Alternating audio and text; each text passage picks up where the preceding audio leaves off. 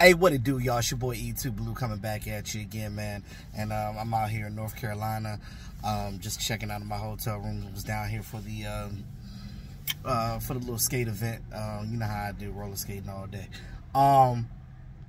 So I wake up this morning in my hotel room, and I'm like, I see the news of Cowboys trading Brandin Cooks, and I'm looking at it like this is exactly what I said they should do.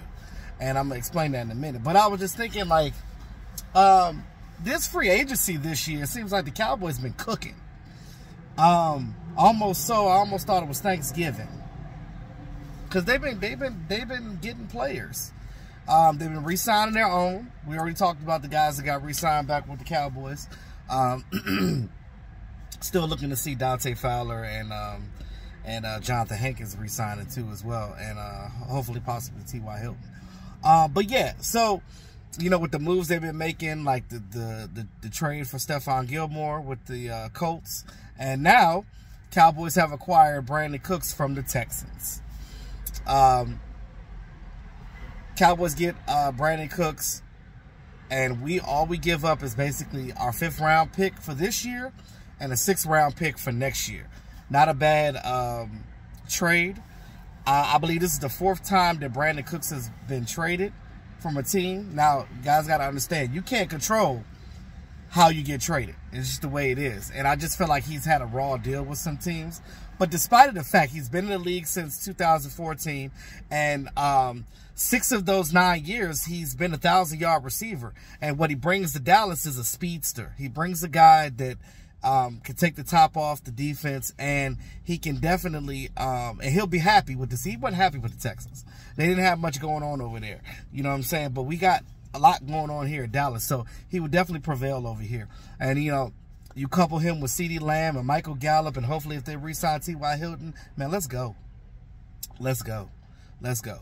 And I said this before. Everybody kept talking about getting Odell Beckham. I don't want Odell Beckham. I told you guys for so long, like, I don't give a damn how good he look in his highlights. You're going against air. You know what I'm saying? Like, I don't trust any player coming off of an ACL twice on the same leg. Like, it's just like, and I'm not paying him gobs amounts of money for that. I'm not gonna do it. Like, you know what I'm saying? Like, nothing against Odell. I mean, he's a dynamic player, but I just don't trust those ACLs. I just don't.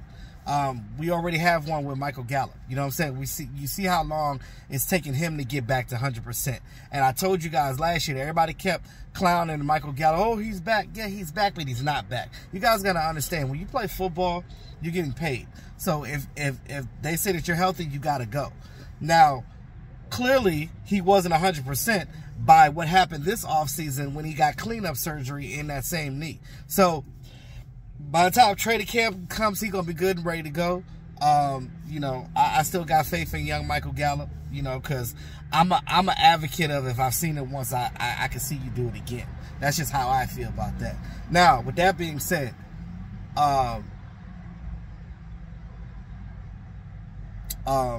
your boy Brandin Cooks, I'm pretty sure he's going to be happy now that he's traded to the Dallas Cowboys, because he's, like I said, he's coming to this team with some other really good wide receivers, and I just think that it will mesh well with our team.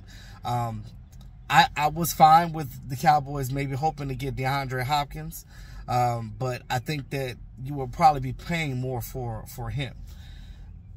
But either way, I think with D-Hop, though, I think that it'll be, I don't know if D-Hop, I actually think that Brandin Cooks is a better scheme fit in our offense than D-Hop is. And the only reason why I say is because of, you already have CeeDee Lamb, right? So what are you going to do? Because CeeDee Lamb is not going back to the slot if you have D-Hop out there. But, I mean, unless you have both of them on the outside, you put Michael Gallup in the slot, or you just switch things up. I think that what they're trying to do in our offense this year is all of our wide receivers can play all the positions and be able to play in different areas so we can fool the defense. And that's win a championship football right there, when you can do that with your receivers, when everybody is versatile like that. So that's a good thing. Happy to see the Cowboys making moves. I'm happy to see that, because, you know, with the fan base, we just want to see that you're doing something. We just want to see that you are making sure that your team is rostered and have the depth to go win a championship. And I always felt like the Cowboys had the roster. We just blew things up coaching wise in the past. But you know, I think with a better offensive coordinator, I think this offense is going to be a little better. And I'm not trying to downplay Kellen Moore. I'm just saying I like Kellen. And I think that he's going to be a good coordinator, you know, in the future. I just think that he has it's a learning process. He's still new to it. You know what I mean? And I just think that he wasn't good for Dak. That's all I'm saying. Sucks that Zeke is going to be a June 1 cut. Farewell, goodbye to the Zeke Elliott. I really liked him on his team. Not mainly for the rusher, because everybody keeps saying, oh, he's not the same person. But that boy is great at pass protection. He has protected Dak for a long time. You cut Zeke, now you don't have that. Who is going to protect Dak? Because we already know what's Tony Pollard's weakness. Tony Pollard is not a guy that's going to help Dak in that area. Yeah, Tony Pollard could run the ball. He's a home run hitter all day. Great, wonderful. But pass protection is just important. People don't understand that running the ball is not just running the ball. Being a running back, you got to be able to catch the ball out the backfield, which we know Tony Pollard could do that. He can catch deep balls too. I'm not taking none of that away from Tony Pollard. I love Tony. But what you had with Zeke was a bruising guy. How you think Zeke had, what he had, 12 touchdowns this season?